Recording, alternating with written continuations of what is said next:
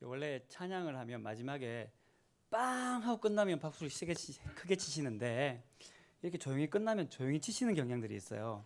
근데 하나님을 찬양하는 것은 크게 빵 하고 끝나거나 약하게 끝나거나 모두 다 하나님을 찬양한 겁니다. 이 시간 그 시간 다시 한 번 더 찬양대의 찬양에 하나님께 영광의 박수 올리겠습니다.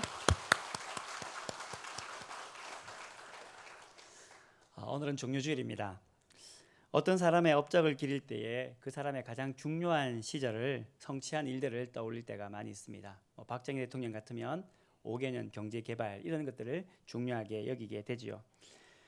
예수님의 이야기 말씀을 드릴 때에도 예수님의 생애는 참 많은 일들이 있었습니다. 가르치는 사역을 하시기도 하시고 또한 기적의 사역을 하시기도 합니다. 하지만 예수님의 이야기를 적은 복음서나 또한 성경의 기자들은 예수님의 이야기에 기적 이야기나 가르침의 이야기에 초점을 많이 맞추기도 했지만 그보다 훨씬 더 많은 시간과 그리고 또 그를 중요시 여긴 것이 있습니다. 그것이 무엇이냐면 예수님의 고난과 예수님의 죽으심과 예수님의 부활에 모든 포커스를 맞추고 있는 것을 보게 됩니다. 특별히 마가복음을 보면 마가복음의 반 이상이 예수님의 죽으심과 예수님의 부활하심에 대해서 말씀해 주고 있고요. 마태복음도 보면 21장부터 28장까지 예루살렘 성에 입성하셔서의 일주일의 시간을 8장이나 할애하고 있는 것을 보게 됩니다. 기독교인들도 마찬가지입니다. 또 기독교를 접하시는 분도 마찬가지입니다. 여러분, 교회에 오시면 가장 먼저 보이는 게 무엇입니까? 십자가입니다. 이곳이 교회이다라고 판단할 수 있는 첫 번째가 무엇이냐면 교회 상단에 있는 십자가가 그들에게 있는 것을 보게 되죠. 우리 교회도 마찬가지로 십자가가 제일 먼저 위에 있습니다. 기독교를 접하시는 분들도 예수님에 대해서 이야기할 때 가장 먼저 그들 마음속에 눈으로 보고 마음속에 다지는 것은 무엇이냐면 십자가, 즉 고난과 죽으심을 가장 먼저 보게 됩니다. 그래서 우리 종료주일부터 고난주간까지 우리가 굉장히 중요하게 우리가 절기를 지키고 그리고 절기를 통하여서 예수님의 십자가를 우리 마음속에 품고 살아가고 있습니다. 그렇다면 왜 기독교는 이렇게 예수님의 고난과 죽음을 강조하겠습니까?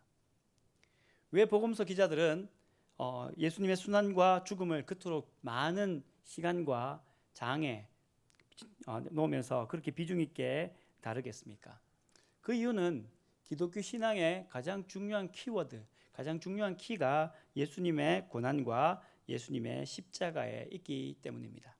오늘 저는 이 종료주일을 맞이하여서 예수님의 겪으신 고난이 어떤 의미이고 그 예수님의 고난을 겪으신 이 시간을 지나며 우리가 어떠한 자세로 그 고난 주간을 지내야 될 것인가에 대한 말씀을 함께 나누어 보려고 합니다. 오늘 본문의 말씀을 통해서 그 말씀을 함께 나누려고 하는데요. 21절을 보면 오늘 본문의 시작을 이렇게 시작합니다.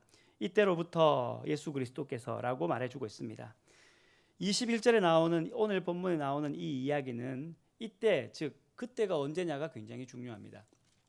마태복음 16장 13절을 보면 그때가 언제냐면 예수께서 빌립보 가이사랴 지방에 이르러 제자들에게 물어 이르시되 사람들이 인자를 누구라 하느냐, 그때로부터 시작을 하고 있다는 겁니다. 이 가이사랴 빌립보 가이사라는 이 곳이 굉장히 중요합니다. 이곳은 어디냐면 갈릴리 호수가 있는 곳에서 헬몬산 쪽으로 북쪽으로 좀 더 위에 있는 곳이 가이사랴 빌립보였습니다. 그곳은 어떤 곳이었냐면 헬몬산에서 내려오는 정말 청명한 그런 물이 있는 곳이고 공기가 굉장히 좋은 것이 그 가이사랴 빌립보였다고 합니다. 왜 이곳이 가이사랴 빌립보라고 불렸냐면 헤롯 빌립, 즉 그 당시에 다스렸던 빌립 왕이, 헤롯 왕이 가이사 로마 황제에게 바친 도시가 빌립보 가이사랴였습니다. 가이사랴 빌립보였죠. 그러니까 그 도시는 당연히 로마 황제가 주인이고 로마 황제가 구원자라고 고백하는 곳이 바로 가이사랴 빌립보였다는 겁니다. 그곳에서 예수님이 묻습니다. 사람들이 인자를 누구라 하느냐라고 물으니까 여러 가지 대답을 하고 난 뒤에 베드로가 이렇게 고백합니다. 16절 말씀을 보면 시몬 베드로가 이르되 주는 그리스도시요 살아계신 하나님의 아들입니다 라고 고백하고 있습니다. 주는 그리스도시요라는 이 고백, 그리스도라는 말은 히브리어 말로 메시아라는 말입니다. 이 메시아 그리스도라는 말은 기름 부음 받은 자라는 뜻입니다. 하나님의 특별한 사명을 위하여서 하나님께서 구별하여 세우신 사람을 메시아 그리스도라고 말을 하게 되는데요. 이 하나님의 기름 부음 받은 자라는 뜻에서 이 당시 즉 가이사랴 빌립보에서 예수님께 신앙생활했던 신앙 고백했던 이 당시에는 그 그리스도가 단순한 그리스도 즉 기름 부음 받은 자의 의미에서 끝나지 않았습니다. 당시 유대인들은 바벨론, 페르시아, 그리스, 로마 시대 약 500년 이상의 시간들을 포로로 잡혀서 살았습니다. 그러다 보니 그 그리스도 즉 메시아는 어떤 분이었냐면 하나님께서 그 메시아를 보내시고 그 메시아를 보내심으로 말미암아 포로된 자를 하나님의 능력으로 구원하시고 하나님의 왕국을 세우실 구원자, 이상적인 왕을 말할 때에 그리스도라고 고백하게 되는 거죠. 그때에 베드로가 어떻게 얘기하냐면 주는 그리스도라고 고백하고 있는 겁니다. 그곳이 어디였습니까? 빌립보 가이사랴였습니다. 빌립이 가이사에게 바친 도시였으니까 그 도시는 그 환경은 당연히 로마 황제가 주인이고 로마 황제가 그리스도라고 고백했던 것입니다. 예수님 당시에 또 마태복음이 적은 당시에 많은 사람들이 로마 황제에 대해서 이렇게 말을 합니다. 황제가 주인이십니다. 황제가 그리스도입니다. 라고 고백하는 그때에 베드로가 어떻게 고백하냐면 아닙니다. 우리가 가이사랴 빌립보에 이 자리에 있지만 예수님이 우리의 주님입니다. 예수님이 우리의 그리스도입니다. 라는 신앙의 고백을 하게 되었던 것이죠. 그 고백을 했던 때, 이때로부터라고 얘기하고 있습니다. 그때 어떤 일이 있냐면 예수님께서 이때로부터 드디어 제자들에게 이렇게 말씀을 시작합니다. 자기가 예루살렘에 올라가 장로들과 대제사장들과 서기관들에게 많은 고난을 받고 죽임을 당하고 제3일에 살아나야 할 것을 제자들에게 비로소 가르쳤다라고 말합니다. 여기서 비로소라는 단어가 중요합니다. 이전에는 한 번도 그 말씀을 가르치지 않았던 것입니다. 이전에는 그 말씀을 가르칠 만한 그들의 그릇도 되지 않았던 것입니다. 하지만 이제 베드로가 신앙 고백하고 난 그때 주는 그리스도시요 살아계신 하나님의 아들입니다라는 고백하고 그때 이제 그때로부터 이제부터는 고난당하심과 죽으심과 부활하심을 가르쳐도 괜찮겠구나라고 생각하시고 예수님이 비로소 제자들에게 가르쳤다라고 말씀해 주고 있는 것이죠. 그런데 이 그 고난받으심과 죽임당하심과 부활하심이 그냥 오늘 본문을 보면 그렇게 일어날 것이다라는 예언처럼 느껴집니다. 하지만 헬라어 원문이나 영어 성경을 보면 이 단어는 굉장히 강한 단어로 나타나고 있습니다. 영어 단어에 보면 이렇게 말합니다. 그가 예수님이 예루살렘에 반드시 올라가고 많은 것들의 고난을 받고 이렇게 번역하고 있습니다. 반드시라는 말이 있는데요. 영어 단어는 must라는 단어를 사용하고 있습니다. 즉 예수님이 고난 받으시는 것, 예수님 예루살렘 올라가셔서 고난 받으시는 것, 예수님이 죽으시는 것, 예수님이 3일 만에 부활하시는 것, 이것은 그냥 일어나거나 일어날 것이다라고 하는 가정법이 아니라 반드시 해야 될 일임을 예수님께서 말씀해 주고 있는 것이죠. 메시아는 고난받고 죽임당하고 그 후에 영광으로 나아가야 된다는 것을 말씀해 주고 있다는 것입니다. 왜 예수님은 이것을 가르치시며 반드시라는 그 단어를 사용했을까요? 왜 예수님은 그렇게 그 고난의 죽음의 부활하심의 예언을 그들에게 당당하게 분명하게 말씀하셨을까요? 그 이유는 두 가지입니다. 첫 번째 이유는 구약 즉 예수님 이전에 구약 성경에서 예수님께서 메시아가 고난의 종으로 온다는 것을 그들에게 예언했기 때문입니다. 이사야 53장에 보면 예수님이 메시아가 고난의 종임을 말씀해 주고 있습니다. 세상 사람들은 그 메시아를 그 그리스도를 어떻게 고백했냐면 정치적인 힘으로 군사적인 힘으로 지금 로마를 무찌르고 왕이 될 것이라고 말했던 반면 구약 성경은 하나님은 그 선지자를 통해서 어떻게 예언하냐면 아니라고 세상이 말하는 그런 힘과 능력으로 세워지는 나라가 아니라고 고난을 통해서 죽음을 통해서 세워지는 나라는 것을 말씀하셨고 예수님은 그 예언이 이루어짐을 비로소 제자들에게 말씀해 주고 있다는 것입니다. 신앙 고백을 했기 때문에 그렇게 말씀해 주고 있다는 것이죠. 또 하나 중요한 이유는 무엇이냐면 고난당하심과 죽으심이 중요한 이유는 그 고난 받으시고 죽음 당하시고 난 뒤에야 제3일에 살아나야 할 것을 제자들에게 나타내셨다라고 말합니다. 부활의 영광이 어디서부터 시작되어지냐면 고난 받으심과 죽으심에서 그 부활의 영광이 나타나게 되었다는 겁니다. 오늘날 많은 성도들은 부활의 영광을 소망합니다. 오늘날 많은 성도들과 교회들은 놀라운 능력의 영광을 우리는 소망하며 살아갑니다.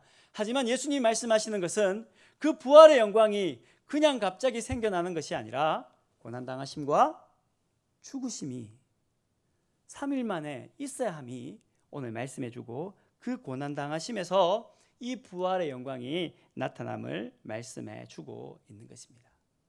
비로소 제자들에게 가르치시는 거죠. 근데 문제가 생겼습니다.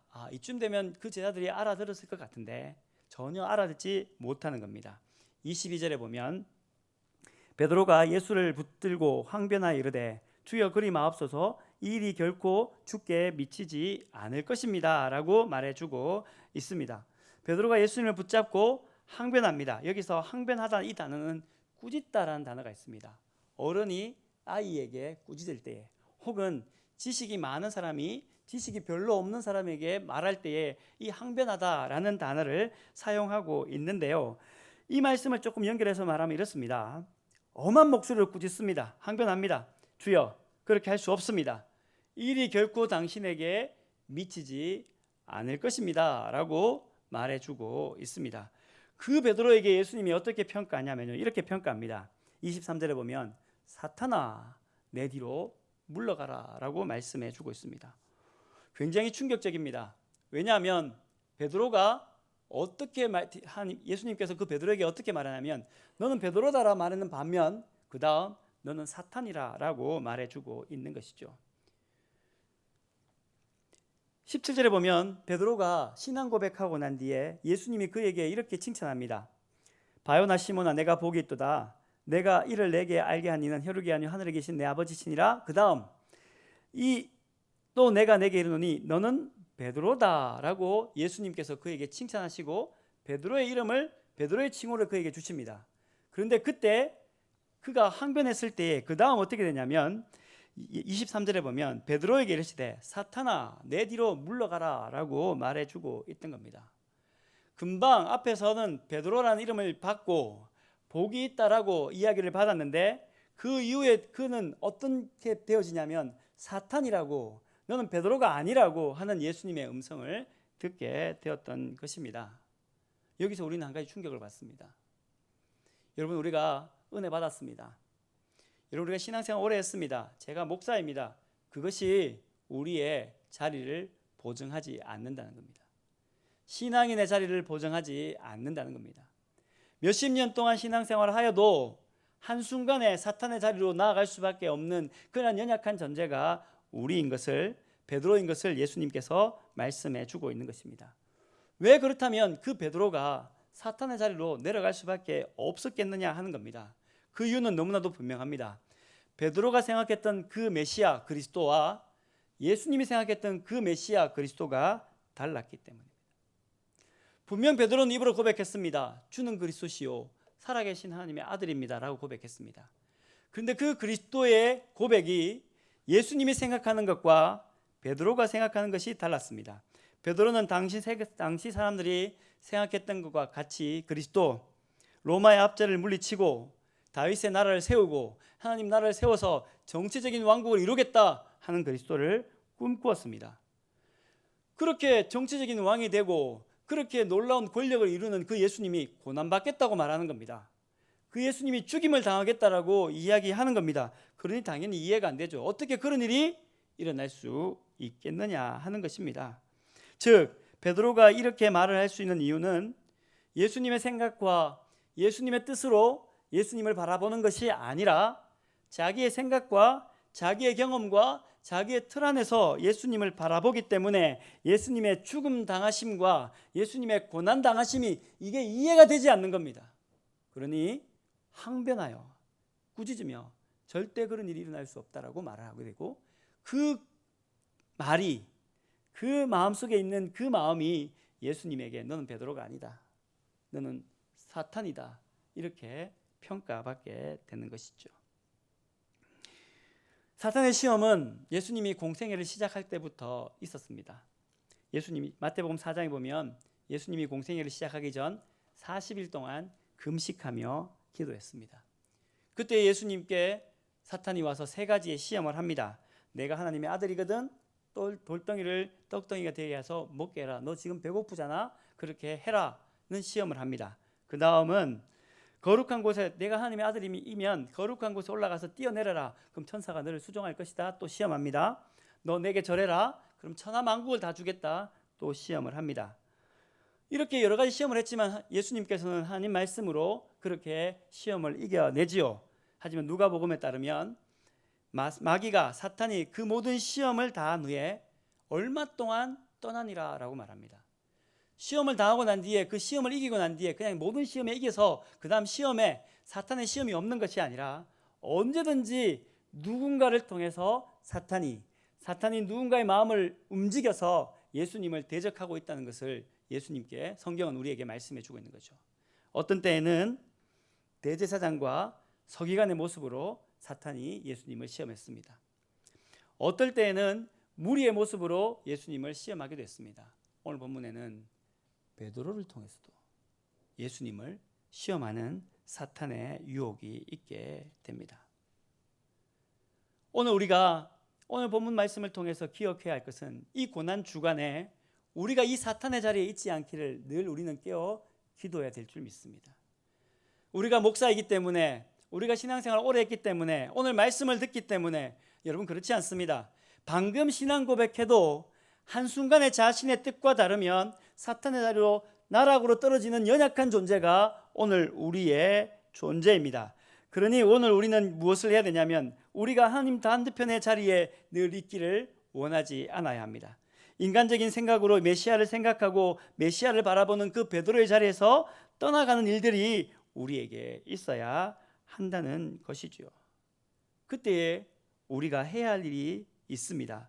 무엇이냐면요, 오늘 주님 하신 말씀을 들어야 합니다. 첫 번째는 우리가 베드로일 때도 우리가 사탄일 때도 있다는 사실입니다.